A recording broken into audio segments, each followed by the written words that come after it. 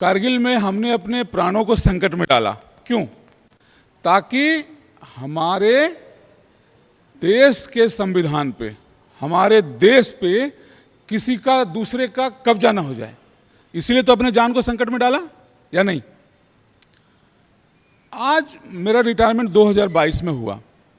कोई political party मैंने join नहीं किया। देखते देखते ऐसा लगने लगा कि जिस संविधान को बचाने के लिए, बाहरी ताकतों से बचाने के लिए हमने अपनी जान जोखिम में डाल दिया, आज वो उस पर खतरा मंडराता हुआ नजर आ रहा। मजबूरी है। तब भी संविधान को बचाने के लिए मैदान में कूद गए थे और अभी भी उसी काम के लिए हम आए हैं। संविधान को बचाना ही एकमात्र लक्ष्य है, पहले भी था, आज भी है, जब तक जिएंगे। और हाँ, एक बात कह देना चाहते हैं कि लड़ाई लड़ने के बाद भी यदि जिंदा हैं, इसका मतलब हमको जिंदा रखा गया है। सूबेदार हृदयानंद यादव जड़े कारगिल फाइटर, देश को सुरक्षा देवाई कारगिल युद्ध में गुली खाई आउ देशर सेवा करला परे वर्तमान लोकों को सेवा करवा आउ देश को किभली भाव सुरक्षित रखापी लोकों को मानसिकता को बदलैबे से नहीं वर्तमान सी राजनीति में कांग्रेस सहित जोड़ी होती। आम सहित अच्छा यादव सर, तांको सहित सीधा सड़क कथा हवा। सर जी, पहले आपको स्वागत करना चाहेंगे। सर, एक सवाल है कि आप कारगिल वार पे थे, उसमें से सेना के विपक्ष में आपने गोली भी खाए हैं और मेडल भी पाए हैं, पर अभी ऐसा बात है कि जो देश की सेवा करते हैं वो अभी लोगों की सेवा के लिए मन क्यों बढ़ाए? देखिए, कारगिल में हमने अपने प्राणों को संकट में डाला। क्यों? ताकि हमारे देश के संविधान पे, हमारे देश पे किसी का दूसरे का कब्जा ना हो जाए। इसलिए तो अपने जान को संकट में डाला, या नहीं? आज मेरा रिटायरमेंट 2022 में हुआ। कोई पॉलिटिकल पार्टी मैंने ज्वाइन नहीं किया। देखते ऐसा लगने लगा कि जिस संविधान को बचाने के लिए, बाहरी ताकतों से बचाने के लिए हमने अपनी जान जोखिम में डाल दिया, आज वो उस पर खतरा मंडराता हुआ नजर आ रहा। मजबूरी है। तब भी संविधान को बचाने के लिए मैदान में कूद गए थे और अभी भी उसी काम के लिए हम आए हैं। संविधान को बचाना ही एकमात्र लक्ष्य है, पहले भी था, आज भी है, जब तक जिएंगे। और हाँ, एक बात कह देना चाहते हैं कि लड़ाई लड़ने के बाद भी यदि जिंदा हैं, इसका मतलब हमको जिंदा रखा गया है। इसलिए अपनी दायित्वों का, अपनी जिम्मेवारी का निर्वाह कर रहे हैं, आपके सामने हैं। सर जी, एक सवाल है कि अभी जो कारगिल वार में क्या क्या मिला आपको? देखिए,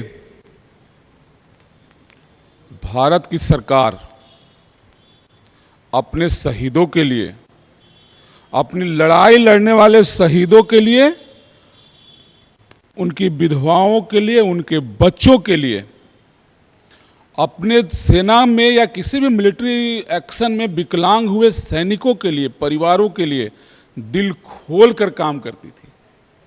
लेकिन आज विडंबना है कि अग्निवीर उस चीज से महरूम है जो मुझे पूर्ववर्ती सरकारों ने दिया, आज तो नहीं देखने को मिल रहा है अग्निवीर की वजह से।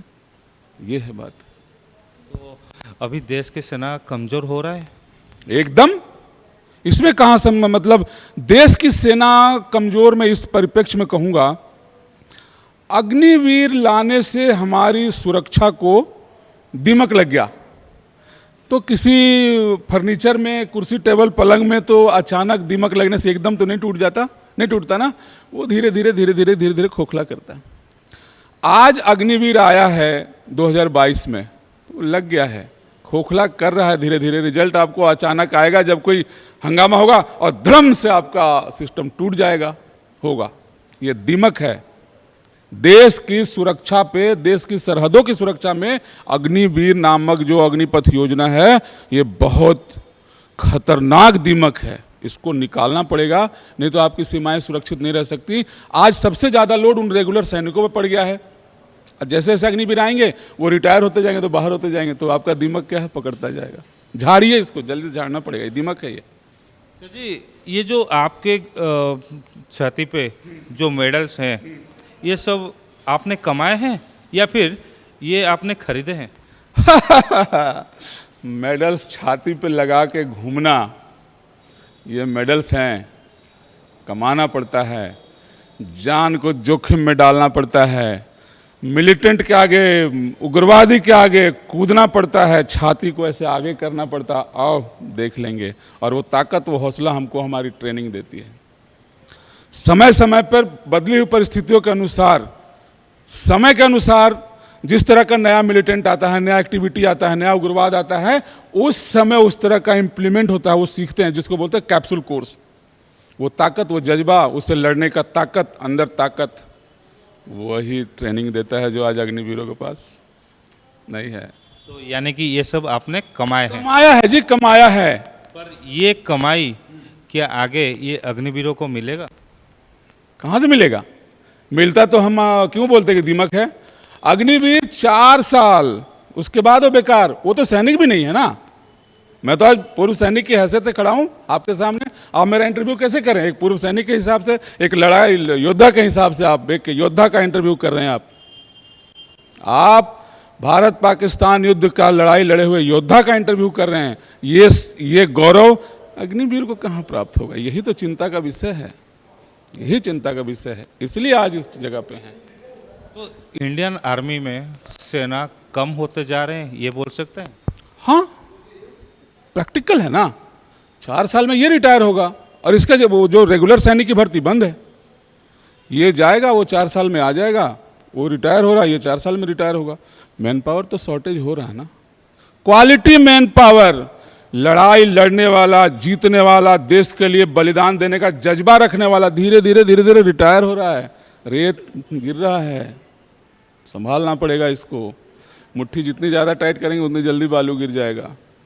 ये बालू गिर गया, आपका मुट्ठी खाली रह जाएगा। चाइना आपको चारों तरफ से घेर रहा है, ध्यान रखिए इस बात को। बकवास करने से, हवा में बातें करने से बाउंड्रियाँ सुरक्षित नहीं रहेंगी। समझना पड़ेगा देशवासियों को भी। और आप जैसे जो चौथा स्तंभ है लोकतंत्र के, आपका दायित्व तो है, वो सबको निभाना पड़ेगा। सभी चाहेंगे, सभी अपनी जिम्मेदारियों का निर्वहन करेंगे, तभी देश सुरक्षित रहेगा ना।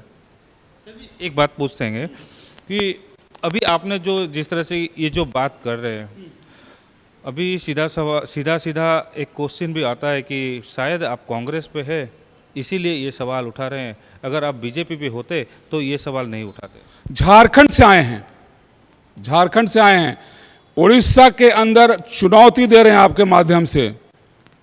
बीजेपी में जो नेताओं की तो बात ही नहीं कर रहा मैं, वो तो बहुत सम्माननीय माननीय लोग होंगे।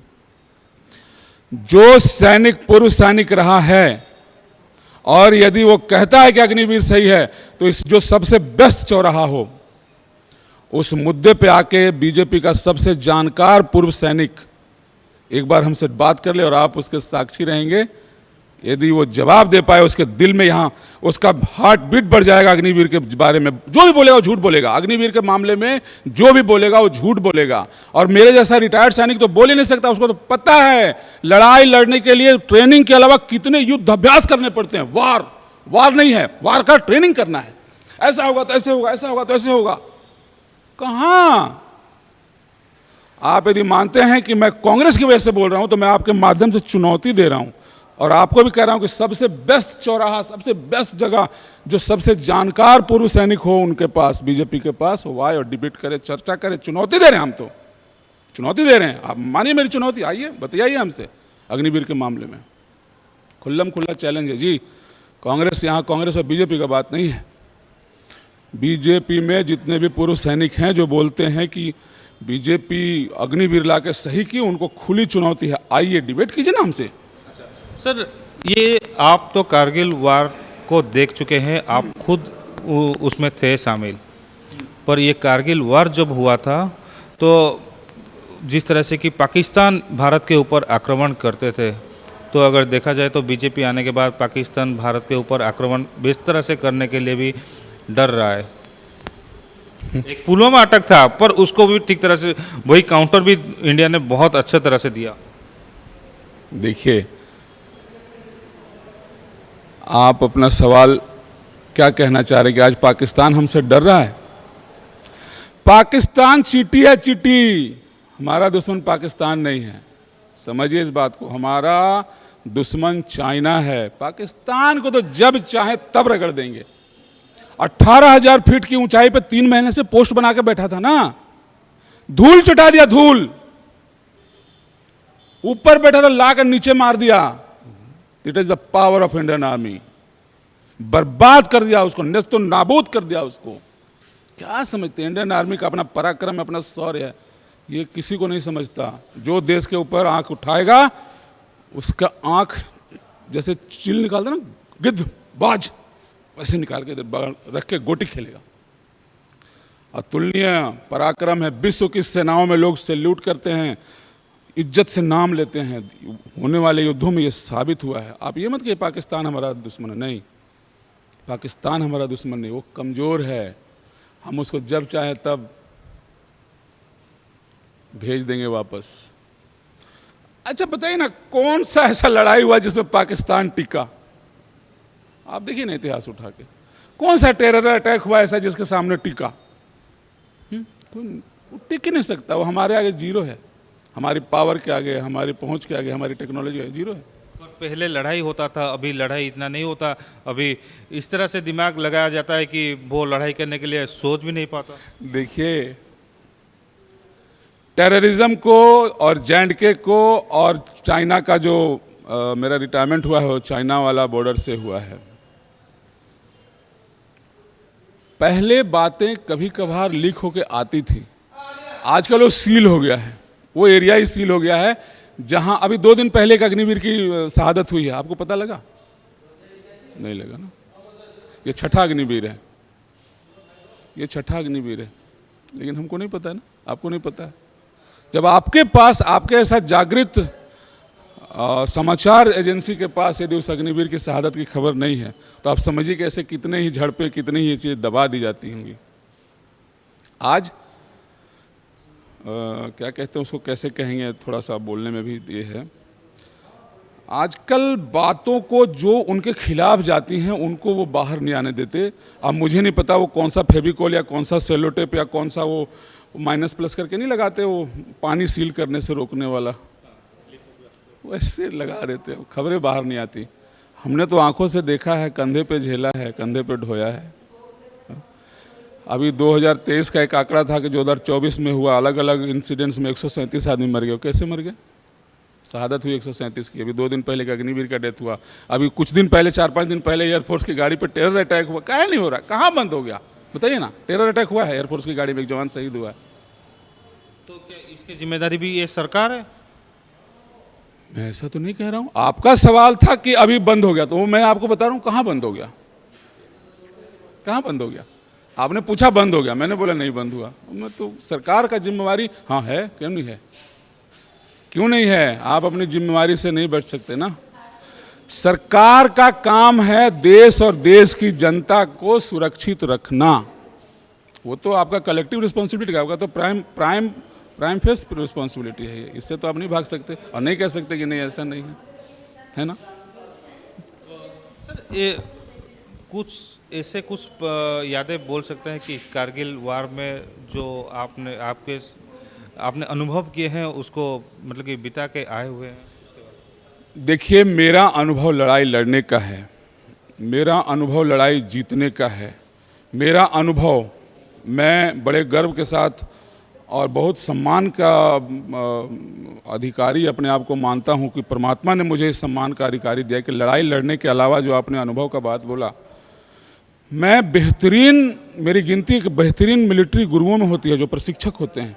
यानी लड़ाई लड़ने के बाद मैं अपने आगे ऐसे लड़कों को ट्रेन कर पाया जो आज रेगुलर सैनिक के तौर पे देश की सरहदों पे खड़े हैं, और जब तक वो खड़े रहेंगे तब तक चाइना और पाकिस्तान की क्या औकात है कि वो ऐसे एक बार आंख दिखा दे। तो एक योद्धा के तौर पे, एक अनुशासित सिपाही के तौर पे और एक बहुत अच्छे प्रशिक्षक के तौर पे मुझे काम करने का अनुभव है। और जहाँ तक आपने बात बोला अनुभव शेयर करने का, तो आपकी सरकार, आदरणीय बीजेपी की सरकार, बहुत सारे ऐसे कानून लेके आई कि यदि आपने उसके बारे में कुछ बोला तो ये हो जाएगा, वो हो जाएगा। तो मैं किसी भी तरह की कंट्रोवर्सी में नहीं पड़ना चाहता। अनुभव मैंने बता दिया, एक बेहतरीन प्रशिक्षक का भी दायित्व तो मैंने निभाया है। कैसे कहें। पर अभी जैसे अग्निवीर पैदा होते हैं उनको बनाया जाता है, तो उसी तरह से क्या रेगुलर जो आर्मी के सोल्जर्स हैं उनको भी बनाया जाता है, या फिर रेगुलर सोल्जर्स को बंद करवा दिया गया और बस अग्निवीर ही खड़े होते हैं? अच्छा देखिए, मैं एक बात आपसे ही पूछता हूँ। आम का सीजन है ना अभी, एक आम ऐसा होता है जिसको थोड़ा बड़ा होता है, तोड़ लेते हैं। उसको कैसे पकाते हैं? कारपेट डाल के वो डालते हैं ना, कोई सफ़ेद सा पाउडर डालते हैं, वो पक जाता है, बाजार में आ जाता है। एक वो टेस्ट, और एक जो पेड़ पे पका हुआ आम है जो अपने से बरसात से धूप से ऐसे करके पकेगा, उसके टेस्ट में फ़र्क होगा ना। वो वाला आम टाइम लेगा, लेकिन उसका कीमत होगा, उसका क्वालिटी होगा। That is the regular army का जो। अब आप ये मत सोचिए कि मैं आम से ही कर रहा हूँ, मैं एक टाइम एक्सपेंड की बात कर रहा हूँ। कहाँ भर्ती हो रही है? अब तो जो भर्ती हो रहा है अग्निवीर हो रहा है। अभी कहाँ रेगुलर आर्मी की भर्ती हो रही है? यस, अभी तो अग्निवीर भर्ती हो रहा है ना। आपको तो समझना है कि अभी अग्निवीर भर्ती हो रहा है। नियमित भर्ती की प्रक्रिया तो 2022 से बंद है। 1.5 लाख जो बच्चे बेरोजगार हो गए, जो सारे डिफेंस के कैटेगरी को फुलफिल करने के बाद उनको ज्वाइनिंग नहीं दिया, ड्यू टू अग्निवीर। जब अग्निपथ स्कीम, इसलिए 1.5 लाख बच्चों को अपाहिज कर दिया। कहाँ दिया उनको ज्वाइनिंग? नहीं दिया। रेगुलर बहुत बड़ा दिक्कत है। उसमें से 64 बच्चों ने आत्महत्या कर लिया। आप ये सोचिए कि जिसने सारा अपना क्राइटेरिया, अपनी पात्रताएं फुलफिल कर ली और उसको आपने ज्वाइन नहीं कराया, कितना बड़ा सदमा होगा उनके परिवार के लिए, कितना बड़ा दुख होगा उनके परिवार के लिए, उनके गांव के लिए, पहले के लिए, टोला के लिए होगा ना। तो ये सब के ऊपर भी तो चाइना का नजर होगा 100%। 10 साल बाद देखिएगा, रेगुलर आर्मी को रिटायर होने में 10 साल का टाइम है, और दीमक लग गया है। 2022 जून में पहला जो बैच आया था, दीमक लग गया है। 10 साल में आपके पूरे सुरक्षा तंत्र को ध्वस्त कर देगा। यानी भारत के ऊपर चाइना एक बड़ा सा मतलब कि वार करने वाला है। देखिए ना, वो तो मैं नहीं जानता, उसके बारे में मैं कहने भी नहीं सकता। लेकिन आज श्रीलंका में देखिए, नेपाल में देखिए, मालदीव में देखिए, पकड़ जमा रहा ना। आपकी घेराबंदी तो कर रहा है ना? नहीं कर रहा? कर रहा है। यानी ये सिस्टम को चेंजेस फिर एक बार जितने जल्दी हो सके उसको चेंज करना जरूरी है। बिल्कुल। जो अग्निवीर है उनका जो बकाया का ट्रेनिंग है, बैलेंस का ट्रेनिंग है, उनको वो ट्रेनिंग कीजिए, उनको रेगुलर कीजिए, और अग्निवीर का भर्ती बंद कीजिए। ये नहीं है देश हित में। और मैं आपको एक बार फिर बोल रहा हूँ, यदि जो बोलता है बीजेपी वाले सैनिक जो सेना से आए हैं और वो अपना बीजेपी में कैरियर देख रहे हैं नेतागिरी करने का, उनको खुलेआम चैलेंज कर रहा हूँ, आइए बात कीजिए अग्निवीर पे। इतने चुनाव प्रचार चल रहे हैं ना धुआंधार। बीजेपी के कोई भी बड़े से बड़े नेता ने आपने सुना कि अग्निवीर का तारीफ किया? नहीं कर सकते, बोला ही नहीं जाएगा। ये है बात। एक बात कि जब चुनाव आए तो सब लोग जानते हैं कि हजार करोड़ रुपए खर्चा किया जाता है एक एक स्टेट पे, एक एक इलेक्शन पे बहुत सारे पैसा खर्च किया जाता है। अगर ये पैसा इलेक्शन पे खर्चा करने के बदले अगर देश के सेना पे खर्चा किया जाए तो कैसा हो सकता है? देखिए भाई जी, मैं आपको एक बात बोलना चाहता हूँ। अखंड भारत की कल्पना चाणक्य ने की थी। चाणक्य से बड़ा कोई देशभक्त हो सकता है? मैं नहीं मानता हूँ। लेकिन धनानंद से जो सोना लूटा था उसका 3 हिस्से लगाया था। पहला, जो सेना धनानंद से लड़ने के लिए तैयार करेंगे, वो एक हिस्सा उस सोने का, एक हिस्सा उन सैनिकों पे खर्च, उनकी ट्रेनिंग पे खर्च होगा। और ये कोई बात नहीं है, नीति में लिखा हुआ है। और दूसरा हिस्सा उसका उनके परिवारों पे, यदि वो शहीद होता है या कुछ भी ऐसा बात होता है तो वो उनके वेलफेयर के, उनके परिवारों के वेलफेयर पे खर्च होगा। और तीसरा राजा के पास रहेगा। तो जब अखंड भारत के सपने के साथ चाणक्य ने लूटे हुए सोने को 2 हिस्से सेना के लिए रखा था, उनकी ट्रेनिंग और उनके वेलफेयर के लिए, तो आज आप कौन सा अध्याय पढ़ के आए हैं? कौन सा राष्ट्रवाद आप दिखा रहे हैं? मैं इसी के साथ एक चीज़ और जोड़ देना चाहता हूँ। पता नहीं, थोड़ा मुझे, मेरा दिमाग का गुद्दा भी हिला हुआ है। आप एक बात को समझिएगा, यहाँ पे मैं आदरणीय प्रधानमंत्री जी को भी कहना चाहता हूँ हाथ जोड़ के। आप 5 साल के लिए टाइम मांग के आप प्रधानमंत्री बने थे। अब आपको 10 साल जनता ने दिया और इज्जत सम्मान के साथ दिया, पूरे रिस्पेक्ट के साथ दिया। लेकिन फिर भी अभी आपको 5 साल और चाहिए, यानी कि 15 साल चाहिए। मुझे ऐसा लगता है कि 15 साल उनको क्यों चाहिए? इसलिए चाहिए कि कि वो जो पूर्व के प्रधानमंत्री हमारे स्वर्गीय जवाहरलाल जी थे, नेहरू जी, उनके रिकॉर्ड की बराबरी करें। लेकिन एक दूसरा तस्वीर का रुख देखिए कि जो एक सैनिक 15 साल मिनिमम नौकरी करता था, उसको आपने 5 साल भी नहीं दिया। आप 5 साल के लिए आइए, आपको 15 साल चाहिए, लेकिन जो 15 साल सेना में नौकरी करता था उसको आपने पूरे 5 साल भी नहीं दिए। अब ये 4 साल का चार दीवारी में चक्कर क्या है, ये आप समझिए। मुखिया, सरपंच, जिला पार्षद, बीडीसी, एमएलए, एमपी कितने साल के लिए चुनते हैं हम? 5 साल। सरकार 5 साल, कोई भी योजना 5 साल। तो ये 5 का पंच हर जगह चल रहा है, तो देश का सिपाही 4 साल क्यों? आखिर इस 4 साल में रखा क्या है? क्या है इसका चार दीवारी? इसमें जादू क्या है? कौन सा ऐसा मैथ है जो आपने 5 साल नहीं किया, जो एक मुखिया को मिलता है, जो एक मुखिया को मिलता है, एक सरपंच को मिलता है, मैंने किसी भी पोस्ट में। देश का जवान को 4 साल क्यों? जिसको जिम्मेवारी है देश का सरहद को कोई बाहर से ना घुस जाए, उसका जिम्मेवारी है, क्यों? इस 4 का चक्कर को समझना देशवासियों को बहुत जरूरी है। आपको चाहिए 15 साल, देश का जवान को 5 साल भी नहीं। न्याय नहीं लगता है ये न्याय नहीं है। 5 साल देते तो उनको ग्रेचुइटी, पीएफ, फंड, सुविधा। एक बात और, आदरणीय प्रधानमंत्री जी को रिटायरमेंट के बाद पूर्व प्रधानमंत्री का नाम चाहिए, यानी कि अभी प्रधानमंत्री हैं, रिटायर होंगे, पूर्व प्रधानमंत्री, घर के बाहर बोर्ड लगाएंगे पूर्व प्रधानमंत्री। पूर्व प्रधानमंत्री से जुड़ा हुआ सम्मान, प्रोटोकॉल, ऑनर चाहिए ना? चाहिए कि नहीं चाहिए? एकदम लेंगे, अधिकारी हैं। उससे जुड़ा हुआ पूरा साधन चाहिए उनको, सुख सुविधा संपन्नता चाहिए। लेकिन सैनिक से उसका पूर्व छीन लिया उन्होंने। अग्निवीर पूर्व नहीं लिख सकता, अग्निवीर के पास कोई डिपेंडेंट कार्ड नहीं बनेगा।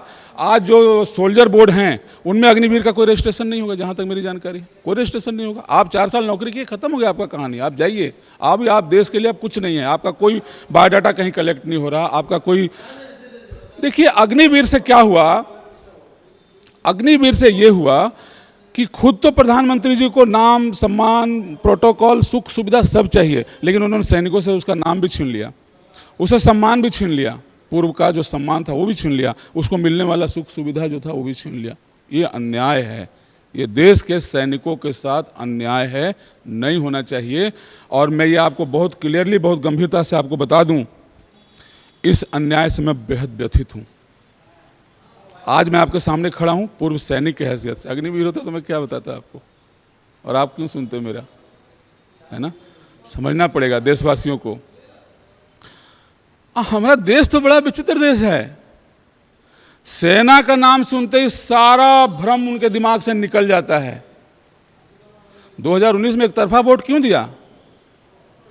उनको लगा, देशवासियों को लगा नहीं, देश के सम्मान का बात है बालाकोट स्ट्राइक, तभी तो दिया। और आज उनके वोटों का पावर ऑफ अटॉर्नी आपने ले लिया और देश की सुरक्षा में अग्निवीर लाए। ये क्या है? मेरा वोट, देशवासियों का वोट पावर ऑफ अटॉर्नी की तरह इस्तेमाल कर रहे हैं ना, तो पावर ऑफ अटॉर्नी लेकर गद्दारी नहीं ना कीजिएगा, विश्वासघात नहीं ना कीजिएगा। जनता ने अपना वोटों का पावर ऑफ अटॉर्नी आपको इसलिए दिया था कि आप उनकी सुख सुविधा के लिए काम कीजिए। पावर ऑफ अटॉर्नी ले आए और अग्निवीर ले आए। क्या मतलब, क्या मजाक है ये? आपको पूर्व का सम्मान चाहिए, सुख सुविधा साधन चाहिए, आप सैनिकों से छीन लिया आपने। जायज है क्या? नहीं ना, नहीं होना चाहिए। अग्निवीर हटाओ, देश बचाओ, जो दीमक लग गया उसको झाड़ो, नहीं तो किसी दिन सोए रहेंगे, पलंग ढम से टूट जाएगा, चोट लग जाएगा, गंभीर चोट लगेगा, सिर में लगेगा, कमर में लगेगा, कौन सा हिस्सा टूटेगा डोंट नो, सोए में होगा ना। तो इसको क्या जनता जनार्दन जो है वो चाहें तो ये सब बदल सकते हैं? मैंने देश के लिए इस उंगली का इस्तेमाल किया था, डिचक डिचक डिचक, ट्रिगर दबाया, ट्रिगर प्रेस किया, दुश्मन भगाया। देश का जनता को इसी उंगली से मैंने बंदूक का ट्रिगर दबाया। देश का जनता को ईवीएम का बटन है, वो ट्रिगर है, वो ट्रिगर है, ट्रिगर दबाइए, देश को सुरक्षित कीजिए। मैं कह रहा हूं, उंगली का इस्तेमाल कीजिए। ईवीएम वाला जहां पंजा छाप दिखता है ना, हाथ, अपना हाथ, ऐसे भी जगन्नाथ बोलते हैं ना, अपना हाथ जगन्नाथ, इसका इस्तेमाल कीजिए, ईवीएम का बटन दबाइए, अपना सरकार लाइए। यही सरकार है जो 1.5 लाख बच्चों को उनका हक भी देगा, अग्निवीर भी हटाएगा। ये तो क्लियर हो गया है ना। आना जरूरी है। और ऐसे भी कांग्रेस आ रही है, देशवासियों को पता चल गया है कि ऐसे काम बिना कांग्रेस के काम नहीं चलेगा, एकदम तय बात है। बहुत बहुत धन्यवाद सर। तो देखा जाओ ये निर्वाचन रे कौन लोके को रास्ता को नौछंती आ कहा को आपणाउछंती। तो आम सहित थिले सुबेदार हृदयानंद यादव सर, तांको एक्सपीरियंस कहते आ वर्तमान समय देश को बचाई जहाँ तांकर मत रही से मत को कहते। तो देखा जाओ एबे लोके आकु केते ग्रहण कर समय ही कह। भुवनेश्वर कैमरा पर्सन निरंजन सहित अजय कुमार, प्रतिदिन टीवी।